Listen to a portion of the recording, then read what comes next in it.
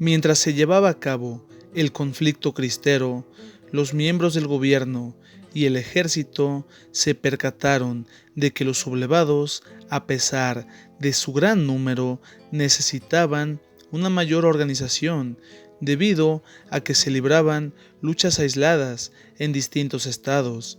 Daba la impresión de que cada grupo de cristeros libraba sus propios combates. Las cosas cambiarían cuando varios de estos líderes decidieron que era tiempo de unificar el mando, lo que daría mayor estabilidad a su lucha contra el gobierno. Fue así que entró en escena un hombre a quien muchos considerarían el general en jefe de la causa de los creyentes. Nacido en Nuevo León, siendo un 18 de septiembre de 1890, Gorostieta tuvo una infancia bastante cómoda, debido a que su padre fue abogado y siempre procuró dar una buena vida a su familia. Siendo muy joven todavía, se interesó por la milicia, debido a que su abuelo había sido coronel, de manera que para 1906 ingresó al colegio militar. Fue muy dedicado durante sus años de estudio. Llegado el año de 1911, se incorporó a la lucha para defender el gobierno de Porfirio Díaz durante las últimas semanas del levantamiento maderista.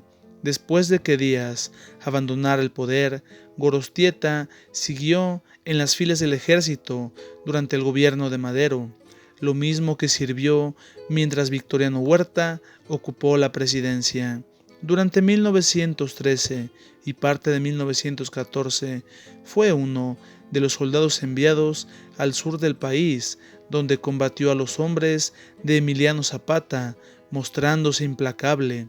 Después, junto a varios de sus compañeros, fue enviado para prestar su servicio a la defensa de Veracruz durante la ocupación norteamericana. Finalmente, siendo mediados de 1914, Victoriano Huerta dejó la presidencia y Gorostieta estuvo presente durante el licenciamiento del Ejército Federal. Mientras abandonaba la zona junto a otros soldados, los constitucionalistas lo ofendían, llamándolo traidor y golpista. Desde entonces, Gorostieta experimentó cierta aversión hacia el constitucionalismo. Después, se exilió en Estados Unidos, siendo el año de 1921, luego de la caída del primer jefe, volvió a México. Finalmente, contrajo matrimonio y comenzó a vivir de diferentes negocios. Ya para mediados de 1927 se presentó el conflicto cristero.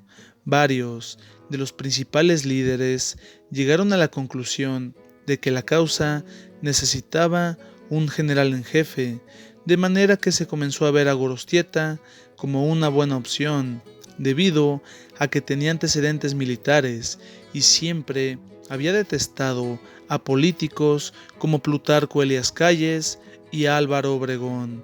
Se acordó que, a cambio de sus servicios, se le daría un sueldo de casi 3,000 pesos.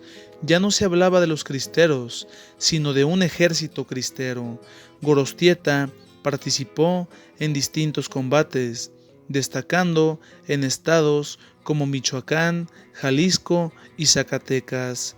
Desde que se incorporó a la lucha, llegó a creer que muchos actuaban por motivos políticos. Sin embargo, no pasó mucho para que comprobara que genuinamente luchaban por su fe, lo que ocasionó que se convirtiera al catolicismo, sin dejar de lado que su experiencia como militar fue un gran apoyo para los cristeros, debido a que los instruyó en tácticas de combate, lo mismo que en el adecuado manejo y mantenimiento de los insumos militares.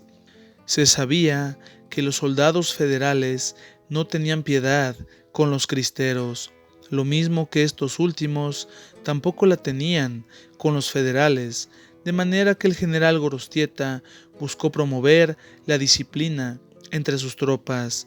Nunca permitió saqueos o venganzas.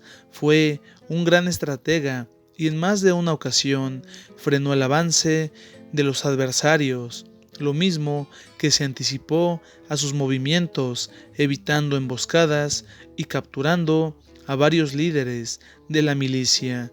Lamentablemente se llevó una gran decepción cuando supo que los líderes de la iglesia y el gobierno habían comenzado a negociar. Se molestó diciendo que tantas vidas se habían perdido en vano. Manifestó que se opondría a cualquier tipo de acuerdo. Fue así que durante su estancia en Atotonilco, siendo el 2 de junio de 1929, las tropas federales lo emboscaron. Decidió enfrentarlos y cayó en combate. Los federales exhibieron su cuerpo, diciendo que a su líder no lo había salvado Cristo. La cuestión fue que Gorostieta no se equivocaba al desconfiar del gobierno, debido a que, una vez que se firmaron los acuerdos, los federales decidieron castigar a los cristeros que se mantenían en pie de lucha, lo mismo que a quienes habían dejado las armas y en su momento habían sido una amenaza. Son muchos los cristeros que, a pesar de que combatieron, fueron beatificados. Sin embargo, el general Gorostieta, a pesar de que fue el líder de la lucha y nunca cometió abusos en contra de nadie, simplemente es un personaje entre tantos, muchas veces dejado en el olvido. De ese modo, llegamos al final de este video. Si te gustó, danos un like y suscríbete para más trabajos. Gracias.